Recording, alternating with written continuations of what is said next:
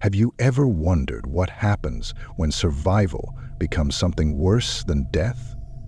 Tonight, we delve deep into the chilling account of the tunnel rat, a story of betrayal, decay, and a horrifying will to survive that defies human limits. This is not just a tale of terror. It's a descent into madness you won't soon forget. Before we begin, make sure to hit that subscribe button and tap the notification bell so you never miss another nightmare. And if you enjoy stories that keep you awake at night, don't forget to leave a like and share this video with fellow horror fans. Now, let's step into the darkness together. I woke up at least a few hours ago. It's dark. I think I'm inside the well. They must have tossed us down here. Jack and Gareth are dead. I don't know why we're down here. That scumbag Michael, that double-crossing piece of... I was shot. We all were. We brought the money and the dude just shot us. The well is 30 meters up and I survived the fall. He shot us, he set us on fire, and he tossed us down here. I can't believe I survived this damn fall. I'm trying to take notes with scrap paper that the workers who made this well left down here. There was an old journal and I had a pen on me. I'm trying to figure out how I'm alive. I've got a bullet in my side. I can feel it. I can feel the hole. It's dark, light enough for me to write, but not enough to see the extent of the damage. Not that I'd want to. I have to get the bullet out. But what am I going to use? The pen? My fingers? My fingers are too big. I'm trying to wander around, looking for an exit. It's hard to walk. My feet burned, and I attempted to remove my shoes. Bad idea. When he burned me, my shoes, they're attached to the skin. When I took them off, they just peeled the skin right off. I didn't feel anything. That should hurt. The nerves are dead. I can't feel any pain from the bullet. I don't want to die. I'm thinking of Carolyn, my son. My son is going to only remember his dad and see him from photographs, and Carolyn will. No, I'm going to live. It's only been a day. It feels so much longer, but it could only have been a day. I'm hungry and weak. I'll make it. I've got water. All the water I need. Clean water. When I stepped in, I didn't feel it. It had no warmth, no cold, but it tasted like the coldest water ever. And that was when I realized my tongue was split and jaw broken. How could I not notice that? How could I not feel that? I feel my shirt, my skin. It feels so dry and rugged. My clothes and my skin smells. They're burnt. I know I was burnt, but my clothes are burned on. I should have guessed that was the case when my shoes peeled off the skin on my feet. When I take pieces of my shirt off, I just hear the tearing, the slick peeling of paint or rubber. Sometimes it sounds like peeling off tape. I'm not going to bother. If I can't feel it, I might just be tearing myself apart, and I can't do that. I pray to whatever God is out there to keep me alive. I pray. I pray. I won't sell. I won't buy. I'm so hungry. I see the rats around. I try to catch them, but my body just doesn't have the strength. I can only stumble. I can barely lift my legs off the ground. I can't roll my shoulders. My body is thinning. The smell of Jack and Gareth. Rotting, smelling like bad eggs, moldy cheese. It's unbearable. I'm trying to move around the tunnels. I'm trying to make a map of where I'm going. I'm just getting weaker. I found a light source. It's a small hole that rises up a few feet. It's tiny, but it allows sunlight that bounces off rocks to shine in. Water drips from it, so I can imagine it's close to the river. I kept track of where I'm at, and I've been able to keep track of time, at least day and night cycles, using it. I found 2 poles. I can feel the rust on them, but I'm trying to use them to gain balance. My arms are giving out and need to rest. I prop the poles under my shoulders and use them to stand. My eyesight is weak. Even though adjusted to the dark, it's still difficult to make out my surroundings. Instead, I use the poles to keep track of my surroundings. It's sonar, kind of like a bat. I'm just so hungry. I'd eat the rats, but they always get away. What about? No, God. No. What am I thinking? No, I need to sleep. I need to sleep, but I can't close my eyes. I can't close my eyes. Why can't I? My eyelids. I've developed nearsightedness and can't even see down the tunnels anymore. Though my eyes are adjusted enough to write so very clearly, to see myself, the extent of my wounds, I can't see 10 feet ahead.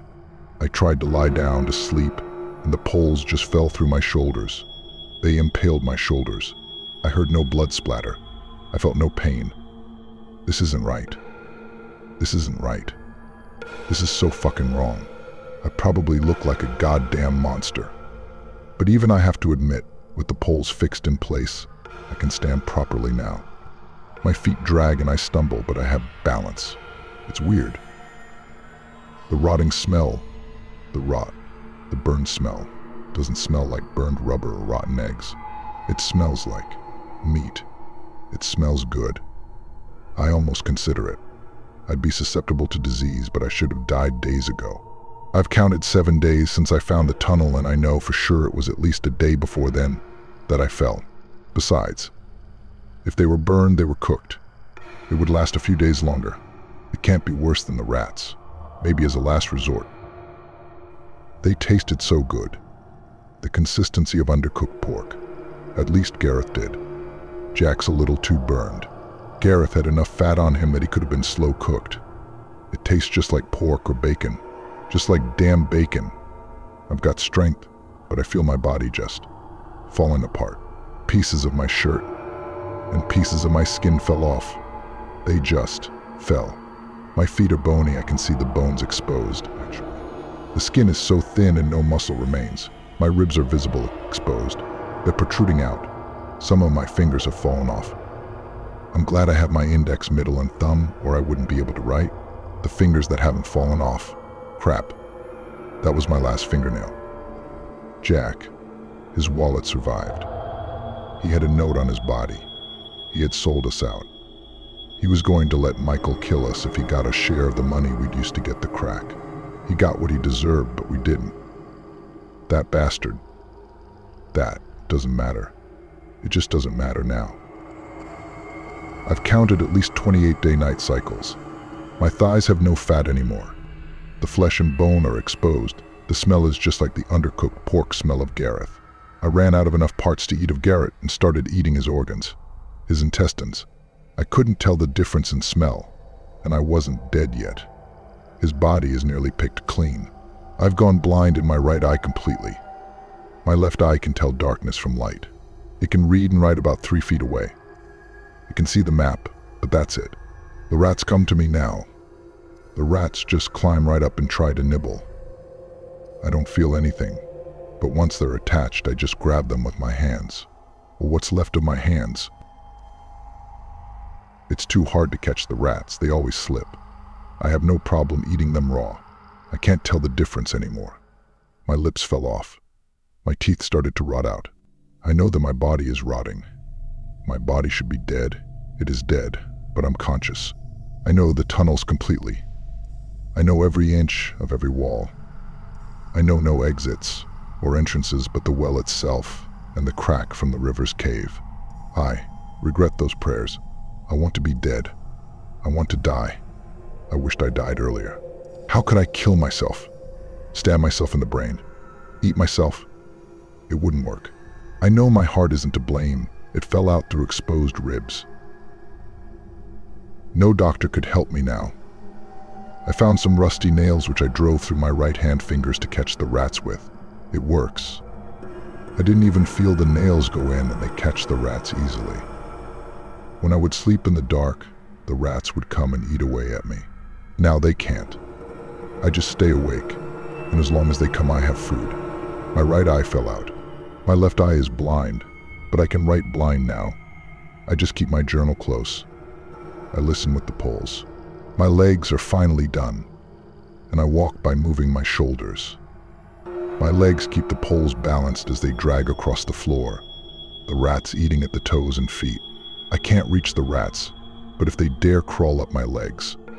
I'm sorry, Gareth, I'm sorry. I heard somebody I vaguely remember.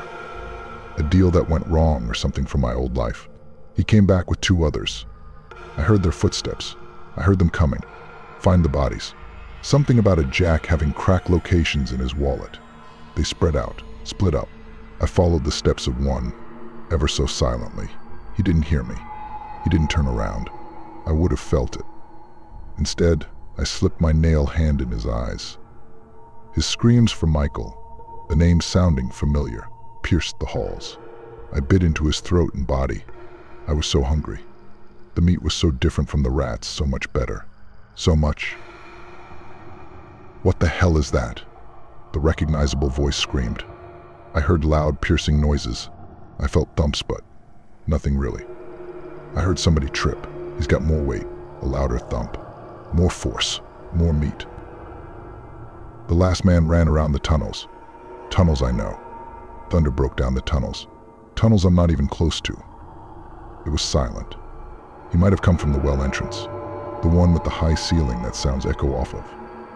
He ran towards that area, and I tried to cut him off. He didn't know where he was going. Suddenly I reached the well at the same time he did. I heard clicks and he cursed. He ran past me, shoving me down, but I stuck my nail hand into his back and grabbed the spine.